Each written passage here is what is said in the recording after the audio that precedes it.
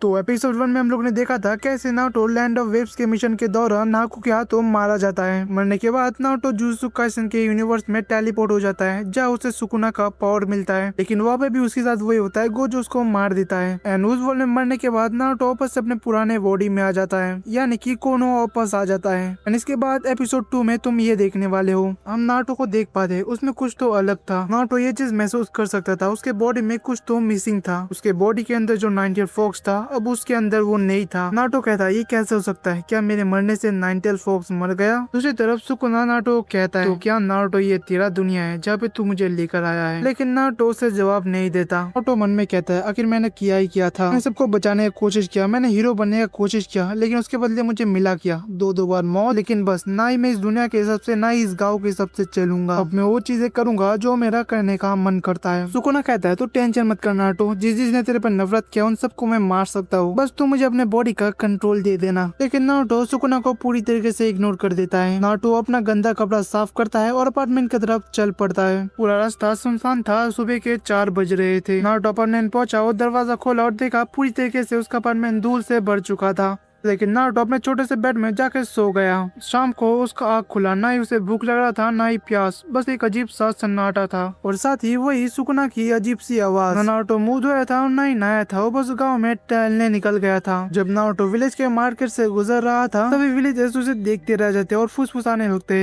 लोग पूरी तरीके से शॉक थे क्योंकि एक बच्चा जो कुछ दिन पहले मरा था वो जिंदा कैसे हो सकता है। कुछ शिनोबी भी नारुतो को देख लेता है, ये बात लॉर्ड होकागे तक भी पहुंच जाता है। शिकामारू नारुतो के पास आता और कहता है नारुतो तो जिंदा है, लेकिन नारुतो उससे भी बात नहीं करता। सभी दोस्त पूरी तरीके से शौक थे कि नारुतो को हो क्या गया है। नारुतो जाता है ट्रेनिंग ग्राउंड पे, सासुके और साकुरा ट्रेनिंग कर रहे थे। काकाशी नारुतो को दूर से ही देख लेता है और कहता है क्या ये नारुतो है। सासुके और साकुरा भी नारुतो को देख लेते हैं। सासुके नारुतो के पास आता और कहता है नारुतो क्या तू जिंदा है। नारुतो हल्के से आवाज में कहता है हाँ मैं मरा नहीं था। काकाशी जो कि अभी तक पूरी तरीके से शौक था, नारुतो उसके पास आता और कहता है सेंसे मुझे ये बताओ कि चुनिन एग्जाम कब से स्टार्ट हो रहा है। काकाशी कुछ टाइम तक तो यही देखते रहता है कि वो नारुतो है या नहीं। एंड जब उसे पता चल जाता है कि ये नारुतो ही है तो कहता है नारुतो तुझे अभी चुनिन एग्जाम में पार्टिसिपेट नहीं करना चाहिए, मुझे लगता है कि तुझे कुछ टाइम के लिए आराम ही करना चाहिए। लेकिन नारुतो मना कर देता है, वो कहता है नहीं सेंसे मैं चुनिन एग्जाम में पार्टिसिपेट करूंगा। और फिर नारुतो वहाँ से चले जाता है। पूरा टीम 7 शॉक थे। साकुरा काकाशी से पूछती है आखिर नारुतो को हो क्या गया है, नारुतो जिंदा है। उससे भी अजीब बात, नारुतो ऐसे बर्ताव क्यों करता है, मुझे तो नहीं लगता कि सेंसे ये नारुतो है। काकाशी कहता है नहीं ये नारुतो ही है, लेकिन साज से पूरी तरीके से टूट चुका है। हम देख पाते हैं कुछ शिनोबी नारुतो को लॉर्ड होकागे के पास लेकर जाता है। नारुतो हिरुजन के सामने था। हिरुजन पूछता है बता नारुतो तू जिंदा कैसे है। नारुतो एक बहाना बना देता और कहता है मैं मरा नहीं था, मैं बस बेहोश हो चुका था। लेकिन हिरुजन को उसके बात में विश्वास नहीं होता है, लेकिन वो नारुतो को जाने देता है और फिर नारुतो वही अपने पुराने अपार्टमेंट में जाता है और वहाँ पे जाकर सो जाता है। नारुतो कैलेंडर देखता है और कहता है आज मेरा बर्थडे है, लेकिन किसी को क्या ये याद होगा। और फिर नारुतो जोर जोर से हंसने लगता है और कहता है अरे मेरा बर्थडे कौन ही याद रखेगा। फिर नारुतो वही बेड में लेट जाता है, उसे पता भी नहीं चलता कि रात हो चुका है। रात को नारुतो का दरवाजा कोई ठकठकाने लगता है। नारुतो को पहले तो लगता है कि उसका भ्रम है कि उससे मिलने कौन ही आएगा, लेकिन जब ठकठकाने का आवाज वापस आता है तो नारुतो दरवाजा खोलने जाता है।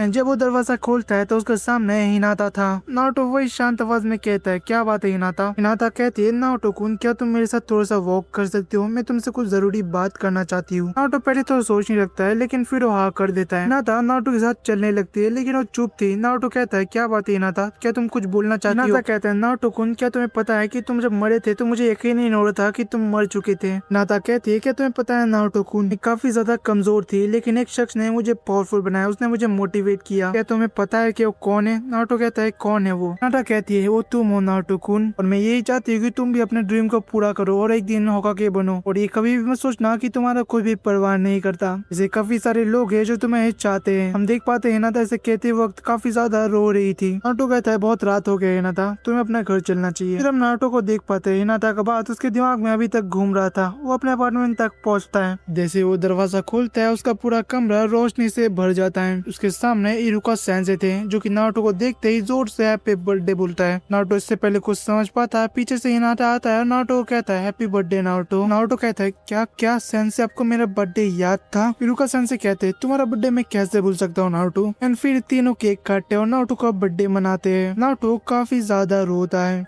उसका दिल जो नफरत से भर चुका था वो पहले जैसे हो जाता है। हिरुका-सन से नारुतो को समझाते हैं अभी लोग तुम्हें हेट करेंगे लेकिन फ्यूचर में तुम इस विलेज के होकागे होगे नारुतो। एंड नारुतो जिसने अपने ड्रीम को मार चुका था उसके दिल में वापस से आग जलने लगता है और फिर नारुतो टेबल के ऊपर उठता है जोर से कहता है तो इस कोनोहा विलेज का नेक्स्ट होकागे होगा नारुतो उज़ुमाकी। और फिर नारुतो नेक्स्ट डे वापस काकाशी के पास चले जाता है। वो जाते ही कहता है सन से मुझे ट्रेनिंग करना है एंड उसके फेस में वही पुराना वाला स्माइल था जिसको देख के काकाशी भी समझ जाता है कि नारुतो अब ठीक हो चुका है। सास्के कहता है तो ट्रेनिंग के लिए तैयार हो नारुतो। एंड साकुरा भी काफी ज्यादा खुश थी। टीम 7 पूरा जोरों शोरों से ट्रेनिंग कर रहे थे। अब चुनिंग एग्जाम आ चुका था। चुनिंग एग्जाम का पहला टेस्ट काफी आसानी से निकल जाता है एंड उसके बाद दूसरा टेस्ट होता है सर्वाइवल टेस्ट जिसमें सभी टीम्स को जंगल में छोड़ दिया गया था। लेकिन यहाँ पे एक प्रॉब्लम था। ओरोचिमारू भेज बदल के एग्जाम के बीच घुस जाता है। वो यहाँ पे आया था सास्के के लिए। वो सास्के को परखना चाहता था। हम देख पाते ओरोचिमारू टीम 7 पे हमला कर देता है। वो सबसे पहले नारुतो पे अटैक करता है लेकिन नारुतो बच जाता है। देन वो साकुरा पे और सास्के पे हमला करता है जिससे साकुरा तो काफी ज्यादा जख्मी हो जाती है। फिर ओरोचिमारू सास्के की तरफ बढ़ता है। सास्के पूरी तरीके से डर चुका था। ओरोचिमारू का प्रेजेंस से उसे पता चल जाता है ये एक खतरनाक इंसान है। ओरोचिमारू इससे पहले सास्के को कर्ज मांग दे नारुतो बीच में आ जाता है और फिर नारुतो ओरोचिमारू को रोकने की कोशिश करता है एंड ये फाइट ज्यादा लंबा नहीं चलता। नारुतो को देख पाते वो जमीन में गिरा था। उसका हालत इतना खराब था कि उसका दर्द भी हो सकता था। लेकिन जैसे ओरोचिमारू उस पर और एक हमला करने बढ़ता है नारुतो वहां से गायब हो जाता है एंड फिर हम नारुतो को देख पाते हैं ओरोचिमारू के पीछे खड़ा था एंड ओरोचिमारू को उस वक्त ऐसा लगता है कि उसके पीछे उससे भी कोई पावरफुल खड़ा है। जैसे ओरोचिमारू पीछे मुड़ता है उसके बहुत जोर का एक पंच मिलता है। नारुतो लगातार ओरोचिमारू पे हमला करते जाता है। नारुतो का अटैक इतना खतरनाक था कि ओरोचिमारू भी इसे डॉज नहीं कर पाता। एंड सास्के एक चीज नोटिस करता है नारुतो के बॉडी में कुछ अलग टैटूज बन चुके हैं। सास्के कहता है ये नारुतो नहीं है, इसका स्माइल कुछ अलग ही है। हम सुकुना को देख पाते हैं जो कि नारुतो का बॉडी का कंट्रोल ले चुका था। वो मजे के लिए ओरोचिमारू को मार रहा था। ओरोचिमारू पूरी तरीके से जख्मी हो जाता है। वो सुकुना के सामने खड़ा था। सुकुना ओरोचिमारू का हाथ पैर सभी काट देता है लेकिन ओरोचिमारू को रिजनरेशन पावर इतना खतरनाक था कि वो अपना हाथ पैर वापस से रिजनरेट कर लेता है। सुकुना इस चीज को देखने के बाद और भी ज्यादा खुश हो जाता है। उसे फाइट करने में काफी ज्यादा मजा आ रहा था। एंड फिर हम देख पाते हैं सुकुना अपना डोमेन एक्सपेंशन का इस्तेमाल करता है एंड जैसे सुकुना का डोमेन एक्सपेंशन ऑन होता है ओरोचिमारू पूरी तरीके से कांप जाता है एंड फिर सुकुना डिसमेंडर का इस्तेमाल करता है और ओरोचिमारू का बॉडी कई हिस्सों में काट जाता है। सुकुना ओरोचिमारू के बॉडी को इतना छोटे टुकड़ों में और बार बार काटता है जिससे ओरोचिमारू रिजनरेट नहीं कर पाता एंड फिर ओरोचिमारू का डेथ हो जाता है। ओरोचिमारू को मारने के बाद सुकुना बढ़ता है सास्के की तरफ। सास्के पूरी तरीके से कांप जाता है। वो अपने घुटनों में आ जाता है। सुकुना सास्के की तरफ हाथ बढ़ाता है ये उसको मारने के लिए लेकिन तभी नारुतो उसका बॉडी का कंट्रोल ले लेता है। नारुतो मन में कहता है अगर मैं थोड़ा सा और देरी कर देता तो ये सास्के को मार देता। हम सास्के को देख पाते हैं वो बेहोश हो चुका था। फिर वहाँ पे एम्बूस आ जाते हैं एंड एम्बू को जब पता चलता है कि ओरोचिमारू यहाँ पे अटैक किया था तो एग्जाम को यहाँ पे रोक दिया जाता है एंड जितने भी गैनेन बचे थे उन्हें एग्जाम में पास कर दिया जाता है। फिर नेक्स्ट एग्जाम चालू होता है एरिना फाइट। तो सबसे पहला फाइट हमें देखने मिलता है नारुतो और रॉकली के बीच। नारुतो शुरुआत में रॉकली को अच्छा टक्कर देता है लेकिन जब रॉकली अपना वेट हटाता है तो उसका स्पीड काफी तेज हो जाता है एंड फिर नारुतो को उसका अटैक्स दिखाई नहीं देता। नारुतो इस मैच को हार जाता है एंड काफी सारे फाइट्स होने के बाद हमें फाइट देखने मिलता है गारा एंड सास्के के बीच। फाइट के दौरान गारा वन टेल में ट्रांसफॉर्म होने लगता है। नारुतो चीज को नोटिस कर लेता है। पूरा एरिना में हलचल बच जाता है। नारुतो मन ही मन सोचता है मुझे जल्दी कुछ करना होगा नहीं तो काफी सारे लोगों का जान जा सकता है। सुकुना का पावर का इस्तेमाल करके गारा से फाइट करता है लेकिन वो इस बार होश में था। उसने इस बार सुकुना को पूरा बॉडी का कंट्रोल नहीं दिया था। हम देख पाते नारुतो काफी आसानी से गारा को हरा देता है एंड इस चीज को देखने के बाद काकाशी भी शौक में था।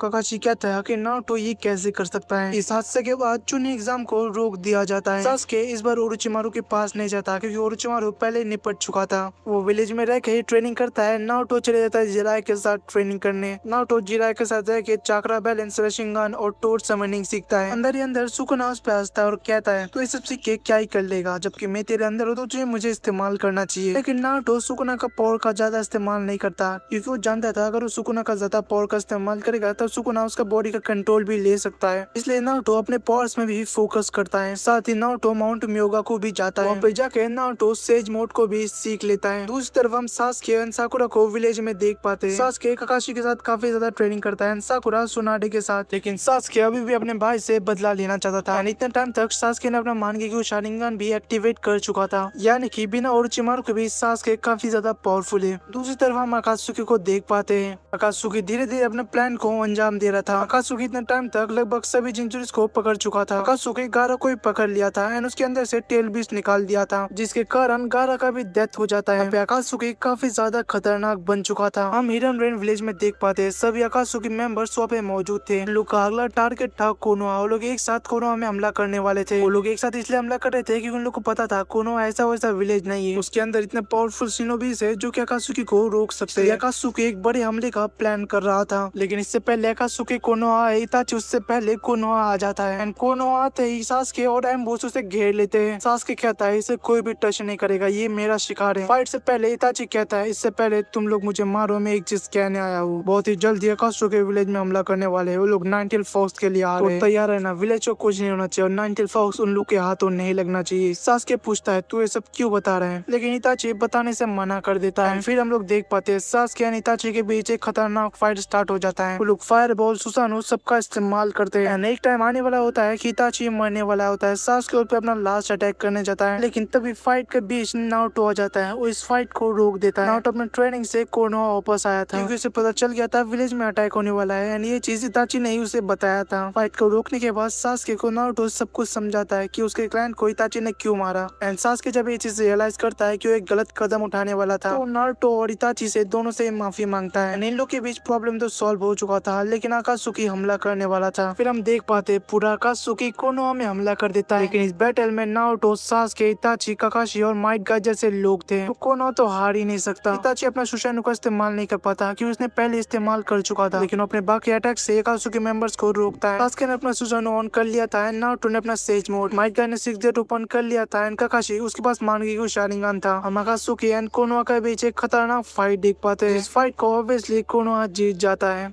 वॉर के बाद काफी सारे निंजा हॉस्पिटल चले जाते हैं। इसी बीच ओबितो कोनान को मार के नागाटो से रेनिगान ले लेता है। इस तरह हम विलेज में देख पाते हैं नारुतो के अंदर सुकुना काफी ज्यादा गुस्सा कर रहा था क्योंकि नारुतो ने उसको अपने बॉडी का कंट्रोल काफी टाइम तक नहीं दिया था। सुकुना कहता है एक बार बस मुझे तेरे बॉडी का कंट्रोल मिल जाए, तेरे सभी लोगों को मैं मार दूंगा। नारुतो कहता है तो वापस गुस्सा कर रहा है सुकुना, बोला था ना तुझे बहुत जल्दी फाइट करने का मौका मिलेगा, बस तू इंतजार कर। हम देख पाते मादारा भी लौट आया था। पूरा शिनोबी वर्ल्ड मादारा से इस वक्त फाइट कर रहा था। मादारा कहता है ये लोग मेरा कुछ नहीं कर पाएंगे। हम देख पाते मादारा एक एक करके सभी को निपटा रहा होता है, लेकिन फिर मादारा के सामने नारुतो आ जाता है। नारुतो अपने सेज मोड से फाइट करने की कोशिश करता है, लेकिन मादारा उसे काफी जल्दी हरा देता है। नारुतो कहता है तो मुझे इस मॉन्स्टर को रोकने के लिए मुझे अपने अंदर का वो जानवर को जगाना ही पड़ेगा। हम देख पाते हैं नारुतो ने मौका दे दिया था सुकुना को फाइट करने का। फिर मादारा को काफी खतरनाक पंच आउट किक पड़ता है। मादारा कहता है अचानक से इस बच्चे को हो क्या गया, इसके स्पीड इतना फास्ट कैसे हो गया। हम देख पाते सुकुना और मादारा के बीच एक बहुत खतरनाक फाइट स्टार्ट होता है। हम देख पाते इस फाइट के बीच कोई नहीं आता क्योंकि जो इस फाइट के बीच आएगा उसका मरना तय था। हम देख पाते मादारा अपना फुल सुसानु ऑन करता है एंड सुकुना अपना डोमेन एक्सपेंशन, सुकुना अपना फायर एरो का इस्तेमाल करता है एंड इस अटैक से मादारा काफी ज्यादा इंजर्ड हो जाता है। फिर डोमेन के अंदर मादारा के ऊपर सुकुना काफी सारा डिसमेंटल का इस्तेमाल करता है, जिससे मादारा का सुसानु टूट जाता है। कुछ अटैक्स और बाद मादारा सुकुना के सामने टिक नहीं पाता। सुकुना मादारा को तो मारता ही है, साथ ही फायर एरो का इस्तेमाल करके ब्लैक जुत्सु को भी मार देता है एंड फाइट खत्म होने के बाद नारुतो अपने बॉडी का कंट्रोल वापस ले लेता है एंड ऐसे ही वो लोग अपने फाइट्स को जीत लेते हैं एंड मादारा का प्लान सक्सेसफुल नहीं हो पाता एंड ऐसे ही ये स्टोरी यहाँ पे एंड हो जाता है। मुझे पता है इस वीडियो में वॉइस काफी ज्यादा खराब आया होगा, उसके लिए माफी चाहूंगा क्योंकि मेरा माइक खराब हो चुका है। बाकी तुम्हें वीडियो अच्छा लगा हो तो वीडियो को लाइक कर देना एंड चैनल को भी सब्सक्राइब कर देना। बाकी मिलते हैं नए वीडियो में, तब तक के लिए बाय बाय।